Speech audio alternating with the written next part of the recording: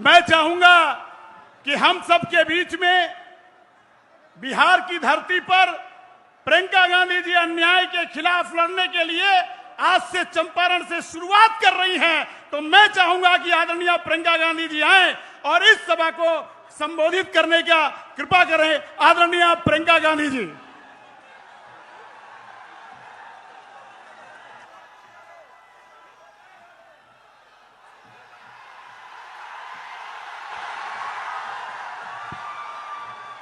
हम सबके बीच में पूर्णिया के सांसद आदरणीय पप्पू यादव जी हैं और मैं चाहूंगा कि इस अधिकार रैली को संबोधित करने की कस करें पप्पू यादव जी। नमस्कार, हल्ला बोल टीवी देख रहे हैं आप। मैं हूं आपके साथ प्रियंका। बता दें कि प्रियंका गांधी ने पप्पू यादव की इज्जत बचा ली वरना हो जाती किरकिरी। क्या है ये पूरा मामला, इस विषय पे ज्यादा जानकारी देने के लिए आज हमारे साथ हल्ला बोल टीवी के संपादक दीपक शर्मा जुड़े। देखिए, पप्पू यादव को कांग्रेस ने बिहार में अपना लिया है जी। बावजूद इसके कभी कभी ऐसी स्थिति बन जाती है जो स्थिति पप्पू यादव को असहज कर देती है जी। कल वही स्थिति बनी प्रियंका गांधी की सभा में जी। प्रियंका गांधी जब मोतिहारी गई तो मोतिहारी में उनकी सभा में सभी नेताओं ने भाषण दिया और सभी नेताओं ने जब भाषण दिया तो पप्पू यादव का नाम भाषण के लिए बुलाया ही नहीं गया जी। पप्पू यादव पूर्णिया के निर्दलीय सांसद हैं, लेकिन कांग्रेस पार्लियामेंट्री बोर्ड के एसोसिएट मेंबर हैं जी। और उन्हें मंच पर जगह मिली। उन्होंने पटना में प्रियंका गांधी का स्वागत किया।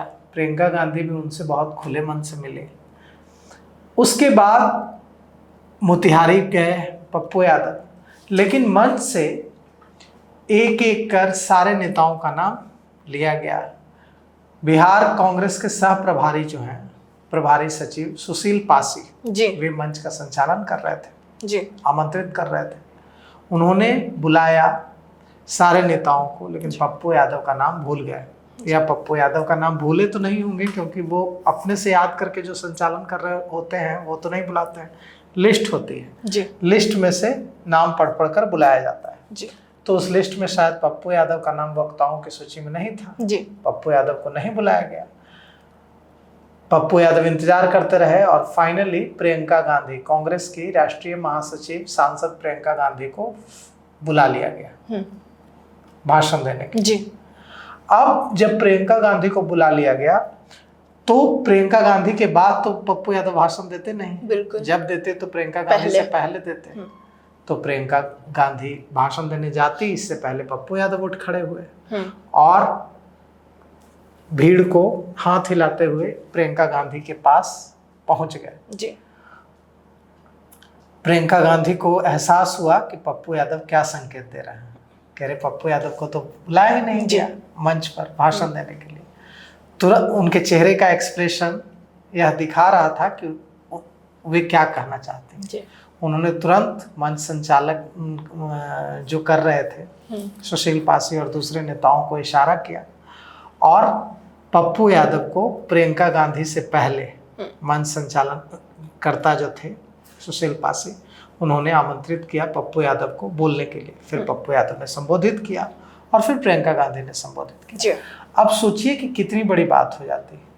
मंच का जो संचालन कर रहे थे प्रभारी सचिव सुशील पासी, सुशील पासी ने किसको बुलाया? प्रियंका गांधी को भाषण देने के लिए। और जब प्रियंका गांधी का नाम अनाउंस किया तो भाषण देने के लिए कौन चल पड़े? पप्पू यादव। अगर यहाँ पर प्रियंका गांधी पप्पू यादव के मान की रक्षा नहीं करती, पप्पू यादव के सम्मान की रक्षा नहीं करती और भाषण देने वो उठ के जाती, तो पप्पू यादव की कितनी किरकिरी हो जाती। बिल्कुल एकदम। लेकिन प्रियंका गांधी ने पप्पू यादव की मान की रक्षा की, सम्मान की रक्षा की और संकेत दिया, इशारा दिया कि नहीं, पप्पू यादव को मुझसे पहले बोलने दिया जाए। इसके बाद पप्पू यादव बोले। दरअसल मामला यह है कि पप्पू यादव और पप्पू यादव की पत्नी रंजीता रंजन, जो कांग्रेस की राज्यसभा सांसद हैं, दोनों के रिश्ते प्रियंका गांधी से बहुत मजबूत हैं और कहा जाता है कि पप्पू यादव की कांग्रेस में जो एंट्री हुई है उसमें प्रियंका गांधी का बहुत क्रूशल, बहुत अहम रोल है जी। और यही पप्पू यादव को इसी बात का भरोसा रहता है कि प्रियंका गांधी, राहुल गांधी से भी उनके अच्छे संबंध हैं, दोनों एक ही सदन के सदस्य हैं। राहुल गांधी लोकसभा में नेता प्रतिपक्ष हैं, पप्पू यादव लोकसभा के सदस्य हैं और कांग्रेस पार्लियामेंट्री बोर्ड के एसोसिएट मेंबर भी हैं।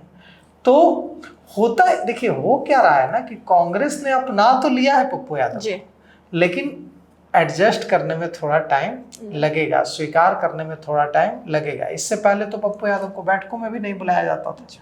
बिहार चुनाव को लेकर जो महत्वपूर्ण बैठकें होती थी उसमें नहीं बुलाया जाता था, दिल्ली में भी बैठकों में नहीं बुलाया जाता था, सदाकत आश्रम में जो बैठक कार्यक्रम होते थे उसमें भी नहीं बुलाया जाता था। मेरा सर एक सवाल भी है, जो बैठक की आप बात कर रहे हैं, हाल ही में राहुल गांधी की वोटर अधिकार यात्रा थी, उसमें भी मंच पे पप्पू यादव को जगह नहीं मिली और इधर प्रियंका गांधी के मंच पे प्रियंका गांधी सामने से बोल रही है कि पप्पू यादव को इशारा देके कि जाइए आप पहले भाषण दीजिए। इन सब दृश्य को आप किस नजर से देखते? देखिए, ये जो आप कह रही हैं आपका डाक बंगला चौराहे पर जो कार्यक्रम हुआ था, वोटर अधिकार यात्रा जो थी राहुल गांधी की, उस समापन कार्यक्रम की तरफ आपका इशारा है कि मंच पर जगह नहीं मिली थी। वो महागठबंधन का कार्यक्रम था, उसमें राहुल गांधी मंच पर थे, तेजस्वी यादव मंच पर थे, दूसरे नेता मंच पर थे। तो उसमें पप्पू यादव को जगह नहीं मिली, तो वो बात समझ में आती है जी। पप्पू यादव ने भी यह बात कही कि मंच पर जगह हर पार्टी के एक दो नेता को मिली थी। अब ये तो जरूरी नहीं है कि जो 17 विधायक हैं सारे मंच पर बैठ जाएं, जो 4 सांसद हैं सारे बैठे, तो वो उन्होंने उसको वाटर डाउन कर दिया था। अच्छा। लेकिन उससे पहले जो हुआ था वो बड़ा बुरा हुआ था। राहुल गांधी जब बिहार बंद कराने आए थे, बिहार स्पेशल इंटेंसिव रिवीजन के मुद्दे पर, तो उस दौरान राहुल गांधी के रथ से पर चढ़ रहे थे पप्पू यादव। एक जनप्रतिनिधि हैं, सांसद हैं, लोकसभा के सदस्य हैं, उनको धक्का दे दिया था सुरक्षा कर्मियों ने, जिससे वे गिर गए थे और इसके बाद वे पीछे चले गए थे। तो वो बड़ा दुखद था। वो एक जनप्रतिनिधि की, लोकसभा भारत की सबसे बड़ी संस्था, लोकसभा राज्यसभा है, संसद है, ऊपरी सदन निचली सदन है, तो कस्टोडियन तो संसद है ना देश की, तो देश की कस्टोडियन संसद है और संसद के सदस्य के साथ, जिसके प्रधानमंत्री भी उसी सदन के सदस्य हैं, ऐसा व्यवहार, तो इसकी बड़ी आलोचना हुई थी। उसके बाद कई चीजों पर चर्चा हुई कांग्रेस में अंदरूनी, और यह फैसला ले लिया गया कि पप्पू यादव को कांग्रेस में की तमाम बैठकों में इंक्लूड किया जाएगा। पप्पू यादव उसके बाद से ही पप्पू यादव कार्यक्रमों में हिस्सा लेने लगे। पप्पू यादव जो दिल्ली में बैठक हुई अभी हाल ही में, राहुल गांधी और मल्लिकार्जुन खड़गे के नेतृत्व में, उसमें भी पप्पू यादव को बुलाया गया, कन्हैया कुमार को बुलाया गया। चुनाव समिति जो बनाई गई है, इलेक्शन कमेटी, उसमें भी पप्पू यादव को रखा गया। जो कांग्रेस वर्किंग कमेटी की मीटिंग हुई सीडब्ल्यूसी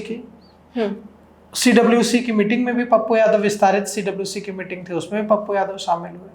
तो कुल मिला, प्रियंका गांधी कल पटना में कार्यक्रम था, उसमें भी पप्पू यादव शामिल हुए, प्रियंका गांधी का स्वागत भी किया।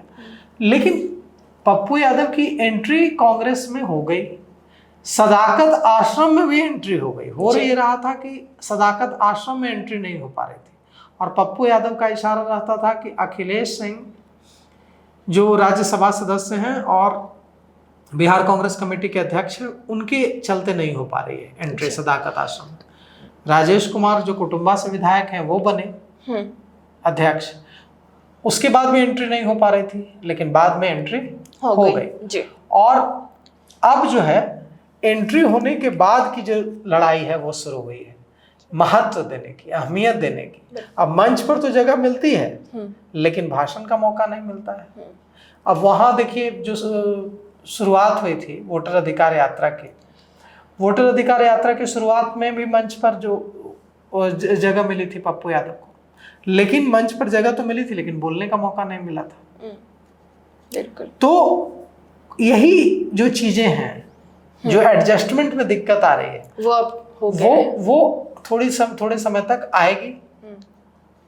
और उसके बाद जब एक बार पप्पू यादव भी घुल मिल जाएंगे कांग्रेस में, कांग्रेस के नेता एक्सेप्ट कर लेंगे धीरे धीरे कि नहीं पप्पू यादव को भी भाषण देने वाले नेताओं की लिस्ट में रखना है, तो फिर प्रॉब्लम सॉल्व हो जाएगी। लेकिन जब तक पप्पू यादव थोड़ा समय सदाकत आश्रम में आते जाते, कांग्रेस के जो दूसरे नेताओं के साथ एक होता है संबंध बनते, धीरे धीरे वक्त लगेगा उसके बाद, लेकिन सही दिशा में पप्पू यादव की गाड़ी जा रही है कांग्रेस में।